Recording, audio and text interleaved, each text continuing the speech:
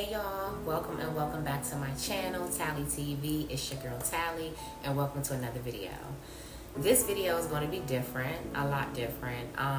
It's not a vlog, it's not a DIY, it is not a recipe, it's not a travel vlog. Unfortunately, it is a life update. As much as I am saddened that I have to do this video, it's life. So as the title says, I am going to be bringing you guys a life update. I lost my husband of 19 years and I am literally just adjusting to my new normal. So yeah, like the title says, I lost my husband of 19 years. We shared a beautiful 19 years together. First, before I get into this video, let me say this.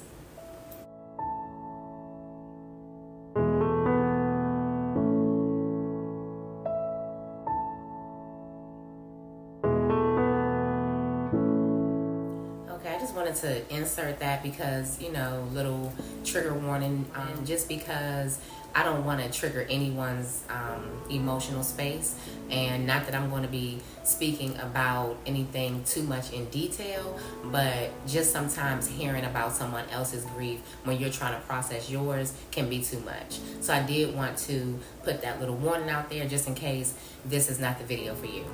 Now back into the video, how I met my husband. Like I said, we shared 19 beautiful years together. I met him the year of 2006. It was actually May 20th, 2006. It was a Saturday. But the day before that, Friday, my best friend, you know, in that time, we lived in the same complex. I lived at the front of the property. She lived at the back. And so in that time, you know, when you live there, when you live somewhere, you meet your neighbors, all that good stuff. So she was always telling me about said neighbor. I'm not using names, of course. But this neighbor was having a birthday party for her son. And she was like, you should come down to the party. She wants me to cook some spiced shrimp. And I'm making my shrimp salad, pasta salad. And I'm like, oh, I want some. She was like, well, come. I'm like, why do I need to go to a party? Like, at that time, I only knew the neighbor for having a young child. So I'm like, why am I going to a kid party? Like, I'm not going to a kid party if I don't know the kid. You know what I mean? I don't need to go. So she was like, no, it's you know, her grown son. I'm like, oh, I didn't know that. She's like, yeah. So just come. So I'm like, yeah. Had no intentions on going. So Saturday, the next day, the party comes and my best friend is calling me. And I already knew she was calling me about the party. So I'm cleaning up and stuff. I'm like, I'll call her back. Never called her back. Cleaned my house, took a shower, made dinner. I'm laying down with a movie on. Next thing you know, I got banging at my door like feds. I'm like, who is that? So I'm creeping to the door and all you hear is, open the door, I know you in there. I know you in there. So I open the door, lights are off in my living room, dining room area because I'm in the bed watching a movie. So she flicking lights on. What are you doing in here? Get up. You need to get dressed. Come down here. Get dressed. I don't want to come to the party. Why is it so serious? She was like, girl, throw some clothes on, you know, get out the house. At that time in my life, it was about a year or so. Yeah, it was a year that I had not been dating. I didn't want anything to do with dudes. I was just chilling, working, you know, just living life. Of course, I had friends. I was talking to people, but I wasn't like, you know, like dating and, you know, like, no. So I'm like, you know, I really don't care about all that. I don't want to go. She was like, just get dressed and come down here. I'm like, ugh. I'm like, okay. Well, did you even make your pasta salad, your shrimp pasta salad? Because she's famous for making her shrimp pasta salad. It's so good. So she's like, yeah, it's down there. If you want some, come get it. I'm like, ugh, okay, whatever. So I go in the room. I'm throwing my clothes on. You know, I had already showered after I cleaned up and everything. So I'm throwing on jeans and a hoodie. And she's looking at me, and I'm like, what? She's like, that's what you wearing? I said, yeah. She was like, why? I said, why can't I wear this? You have on jeans and a t-shirt. Why can't I wear jeans and a hoodie? She was like, it's niggas down there. Now, my best friend at the time, she's married, but her husband, you know, they were dating. So she had no reason to be trying to look a certain way.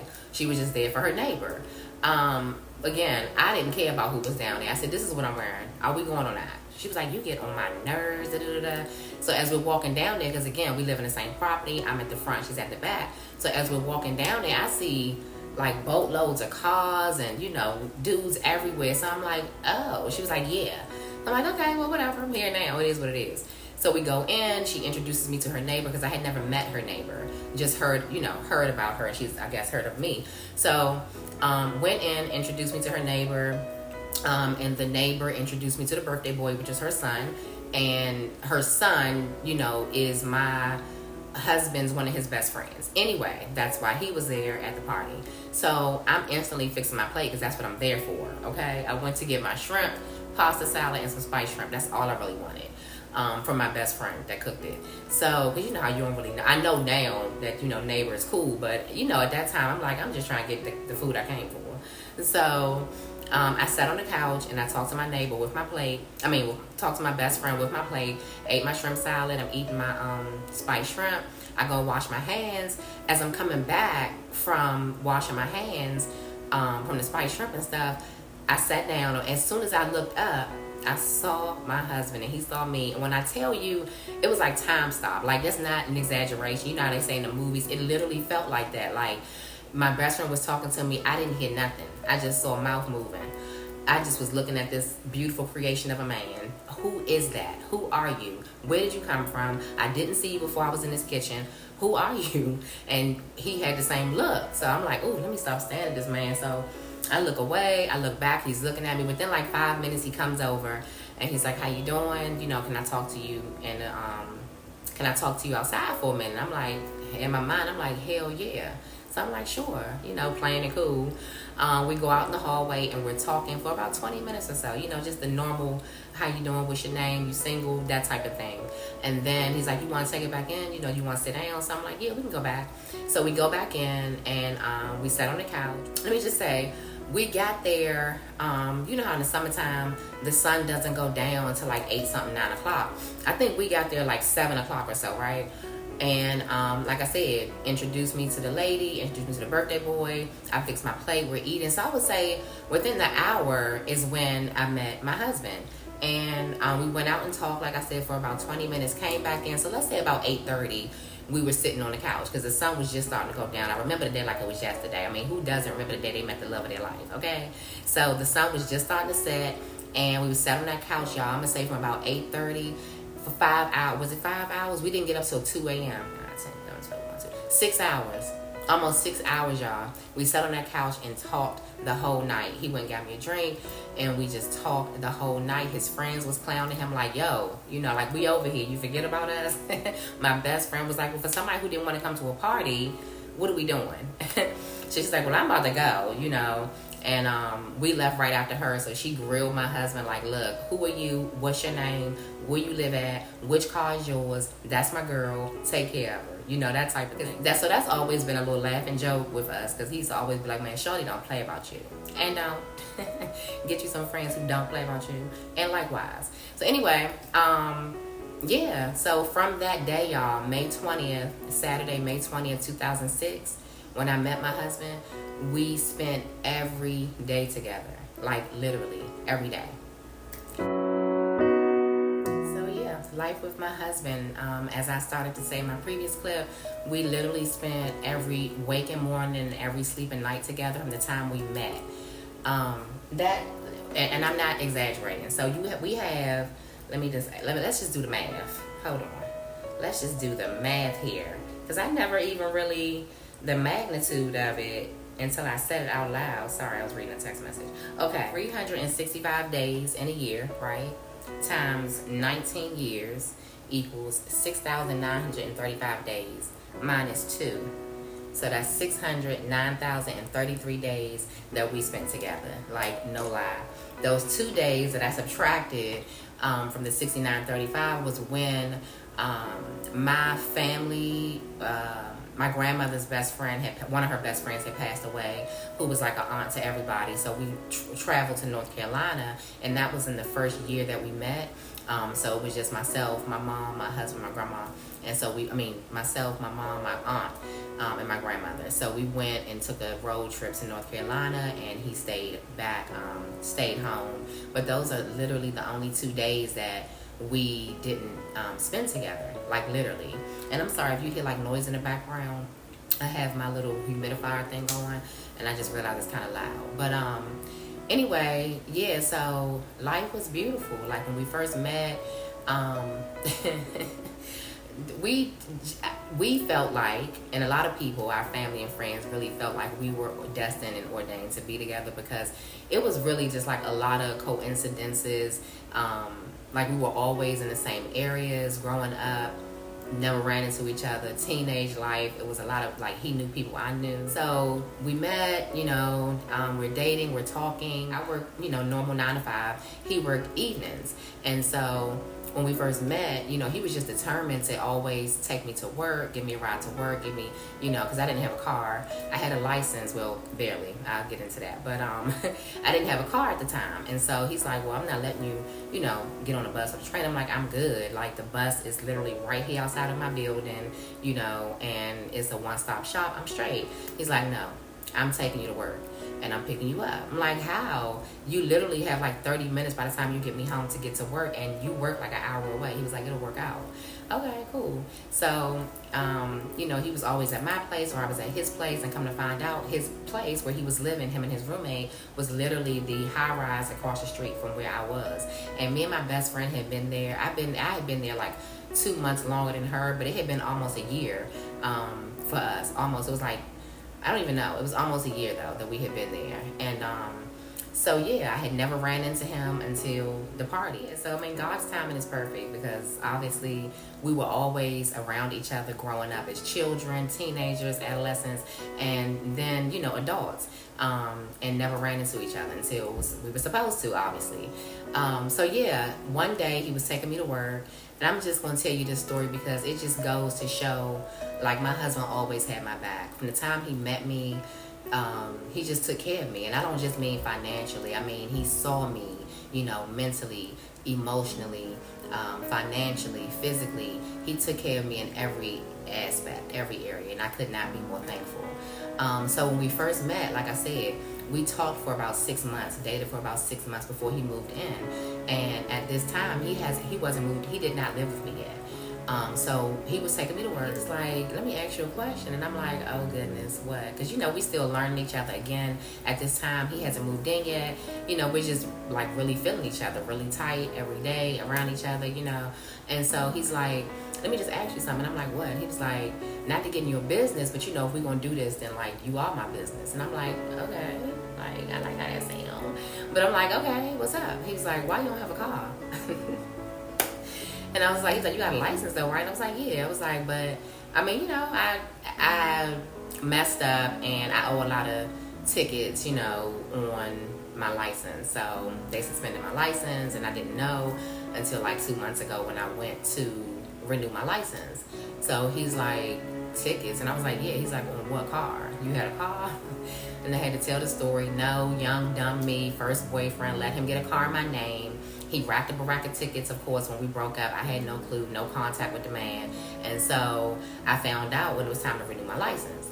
And of course, it threw me off because I'm like, who paying that? Okay, I will, but I wasn't prepared to pay it then. And so when I told him, he just laughed it off. And he was like, how much you owe? And I'm like, I don't remember. It was a couple months back. I don't know if it's like fees added. But I knew I was just kind of like embarrassed, So he was like, well, what I want you to do is, when you go to work today, log on, to the DMV and see how much you owe. And I was like, okay. So went to work. He called me and was like, did you do it? And I was like, what? He was like, your tickets. And I was like, oh, shoot, I forgot. I didn't forget, but I was hoping that he was just talking. I don't know. I was just kind of embarrassed. And so I was like, all right, let me do it. Hung up. I looked and I texted him. He called me and was like, why you ain't called me? I was like, I don't know. I just feel weird, giving you a debt of mine, showing you a debt of mine, He was like, we're going to go take care of it this weekend. And I was like, huh? He was like, we're going to go take care of it this weekend. Like, you shouldn't be bound to not being able to get a car because you owe somebody else, did you dirty on your license. So let's go take care of that so you can get you a car. And I'm like, okay. And we did. We went down there that Saturday and took care of my tickets. And a couple of months later, he bought me a car. And I'm just saying that to say, I'm not saying that, because he did that, he the best man ever, but it just shows character. It shows that he was looking out for me. Like I said, it wasn't even 6 months in yet because 6 month mark we moved in and he wasn't living with me yet. But he really just wanted the best for me at all times. So, yeah. So, yeah, I just wanted to share that story because, he was a man's man. He truly was. So, yeah, and then also another cute story I'm going to tell you. Well, this is the story that I was saying how we kind of was like, yeah, we meant to be together because this is crazy. This was like the icing on the cake. So another morning, taking me to work, we're just talking, and he's like, so how many siblings? You have any siblings? And I'm like, yeah, actually, I'm the oldest of three. I tell him their name, tell him their names. He's like, oh, that's what's up. Yeah, we have some age gaps between us, but we are very close. Like, the age ain't nothing but a number over here. Me and my brother are 10 years apart, and me and my sister are 13 years apart. So he was like, damn, that's crazy. Me and my brother 10 years apart. So I was like, oh, okay. He was like, yeah, I got a brother on my mother's side, and then on my father's side, who I don't talk to, I have two sisters. And I was like, oh, wow. He was like, yeah, but I don't talk to them. I haven't talked to my father since I was about 18 or so. With my sisters, I just kind of lost contact, was, young and dumb, taking out my anger and stuff from my father on my sisters, not really wanting to do nothing with them. But I feel bad, and I plan on trying to, reach out, because they were trying to reach out to me. Well, the older sister was trying to reach out to me, and I just was kind of like ducking her off. But now that I'm older, I feel bad, and I do want to, do better. So I said, well, I can understand that, and if they know anything about the past relationship, then hopefully they understand. So I was like, well, what's their name? So he told me his brother's name. So I said, what's their name? And he told me their names, and my mouth just dropped. I said, wait. He was like, what? He's driving on my way to work, on our way to drop me off to work. And I'm like, I know two sisters with that name. He was like, what? I was like, well, I know those are common names. But for me to know a set of sisters with those names in the area is a little odd. And so he just laughed, and I was like, so what's your father's name? He was like, nah, can't be. So we just laughed, and I said, on the count of three, say the first initial of your father's first name. So I counted 3, and we said it, and we looked at each other, and I said, your father's name so-and-so? And he was like, man, what? No, like, how do you know them? And I'm like, that's crazy, but I grew up with them. He's like, what? I'm like, yeah. Their mother and my mother were best friends. Like, they literally grew up together. Like, I was over their house on the weekends, slumber parties, going out, just doing the girl things, And then as soon as he told me that, it was like, it made sense. He reminded me so much of his dad. His dad, from what I knew and what I remembered, his dad was like a go-getter. He didn't play about entrepreneurship. He didn't play about getting money. It was like by any means necessary. He was always had something under his feet that he was doing new. And that's kind of how my husband was. He was just always into learning new things. And if it didn't make money, it didn't make sense. My husband was a numbers man. So yeah, when we found that out, he pulled over in the Shoppers parking lot, never forget, and we just looked at each other and bust out laughing like, this is crazy. My father, my sisters, like what? I'm like, yeah, I do, yeah. So yeah, that was cute, that was that, and that just made us feel like we were supposed to be here. God don't put you together, he don't make no mistakes, and he put us together for a reason, and yeah, it was beautiful 19 years that bloomed from that day I met him. So life with my husband, I couldn't be more grateful. I couldn't be more happy. We literally were best friends. We married May 20th, we met May 20th, 2006, and we got married May 12th, 2010. We wanted to get married May 20th, the same day we met, but our pastor couldn't do it at that time, so we went with the week before, which was May 12th, and then we also got baptized together May 13th, so our union was very much so blessed. My husband grew up in a very religious, faith-based, God-driven family, and he took that with him on his journey of, adulthood. And in saying that, to say he truly believed in God, he was truly a firm believer in the Word. And the Bible says when a man finds a wife, he finds a good thing. And my husband truly honored his role, and being the best husband he could have been. Like, my husband, of course you have little arguments or disagreements here and there, and we didn't have a lot. I'm not even trying to toot no horn. I'm being honest. Like, I didn't have any complaints with my husband. My husband never hurt me. Like, ever. You hear that? Ever. In 19 years, I've never been hurt by my husband. Not even a small note. He always just made sure I was his first priority. I didn't have to ask for nothing. He knew my needs before I spoke them. You know what I'm saying? He was just truly a man's man. He just took care of me. I don't even know what else to say. We were inseparable. You know what I'm saying? You saw E, you saw me, and that's just the truth.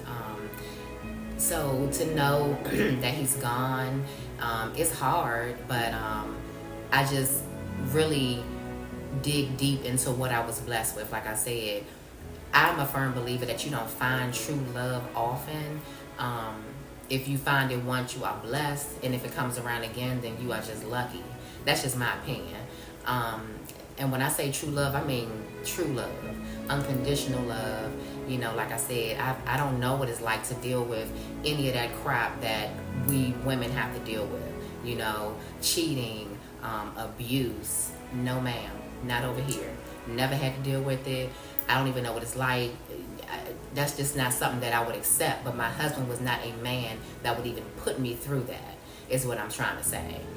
We had literally a blissful 19 years. We traveled the world together. We had date night every Friday, date night in. You know, like I said, we got baptized together. We read the Bible together. We prayed together. It's not nothing that we didn't do together. Nothing. We had a lot planned to do, but again, life is life, and unfortunately, we won't be able to do all of the things that we plan to do. But we did do a lot in 19 years. We saw a lot together. We did a lot together. We shared a lot together. We experienced a lot together. Yeah, and I'm just grateful for that. So, you know, I know God gave me a huge blessing that is now gone, but I also know that God don't make no mistakes. So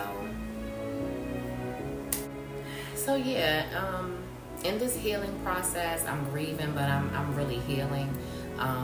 Like I said, I know times like this, you know, they are hard, right? Very hard. And you have to really dig deep in order to like stay above ground, stay above water, however you want to say it. But unfortunately, it's a part of life, right? It's a part of life that we all have to experience, unfortunately. It might not be your spouse, but we all have to experience such a loss, whether it's our parents, our children, our friends, our family, our spouses, loved ones, you know, whomever it is, we all have to experience a loss at some point. Hell, somebody gonna have to experience our loss one day, my loss.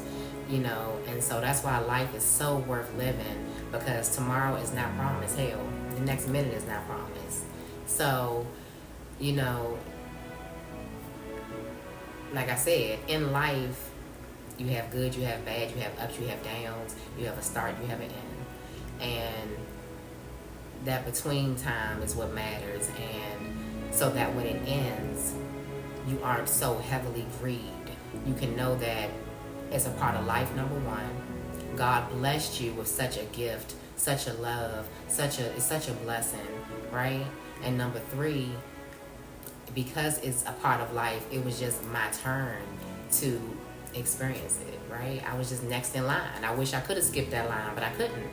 You know, did I see it coming? No, it was sudden. I won't get into the detail of it, but it was sudden. We had a great weekend, his last weekend here. We had a great weekend together. You would have never been able to tell me that was going to be the last time that I was able to kiss my husband before going to bed, or, you know, laugh with my husband all weekend, or cook for my husband, or anything. You wouldn't have been able to tell me that. So it just goes to show you that God's plan is God's plan, because sometimes you don't get signs. And that's why it's important to live life to the fullest. And that's what my husband did. He blessed me with such beautiful years that I can only be thankful, right? Am I sad? Yes. Am I hurting? Hell yeah. I lost a huge part of my life, and he is missed deeply, deeply. I have many sad moments, but I don't allow them to turn into days, because regardless, I'm still blessed. God is still worthy to be praised. Like I said, my husband was a strong faith-based man, and I'm a strong faith-based girl. Have been since a child. So, you know, we can all say that we have faith, but until your faith is tested, baby, yeah, you know, faith is the promise of what you can't see, and I have it. I know that God didn't bring me this far to leave me here. Yes, it's a huge hole in my heart, but I'm not going to let life live me. Life is to be lived. You know, the word didn't say that weapons won't be formed. It said they won't prosper. And I need y'all to know, I'm not trying to get into all of that, but I need y'all to understand one thing. When you go through things that can take you out like this, because I don't know if y'all know, like loss is severe, right? Everybody grieves differently and all that good stuff. Everyone's loss is interpreted differently depending on the relationship and all that good stuff. But research says if you lose a spouse and you survive that, you can pretty much survive anything. and I know what they mean, because baby, the emotions are like the ocean. You know, sometimes they're still and then sometimes they're crashing. But it's very important to not lose yourself. It's very important to, like I said, just dig deep and, you know, understand that in life, these are things that we have to deal with, unfortunately. You know, my husband lived a short life, but I'm thankful and blessed that God chose me to spend half of his life with him. That's a true honor, to give me such a blessing that he did for 19 years. And I just keep reminding myself of that. You know, yes, I have sad days, sad moments, but again, I don't allow them to turn into days. And I'm blessed, I'm thankful, and yeah, life is to be lived. So I don't know what God has in store for me. I don't know what tomorrow brings, but I do know God is good. And with that being said, you know, life as I know it may be over, but life is not over. So with that being said, I'm going to go ahead and wrap this video up. I hope you guys could appreciate my delivery. It may have been all over the place, but I just really wanted to come and bring you a life update to let you know what's been going on. To all of my supporters that have been here the previous 3 months before this hiatus, thank you for sticking around. Thank you for not unfollowing your girl. Thank you, I appreciate it. To my new followers, because I have gained new followers in the past 3 months. Hey boo, what it do?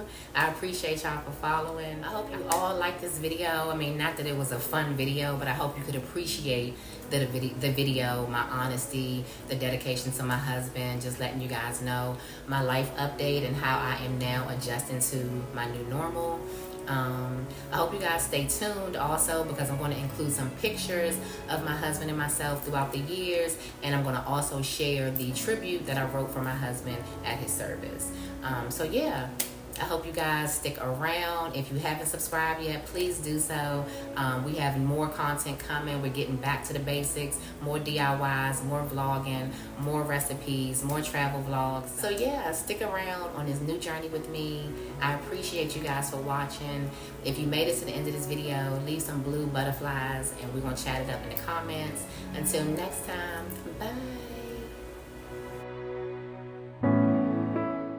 Dear Eric, my baby, my daddy bear, my very best friend.